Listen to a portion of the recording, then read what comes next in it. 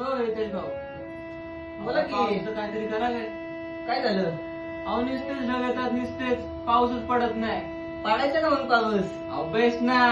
वाजवा मग.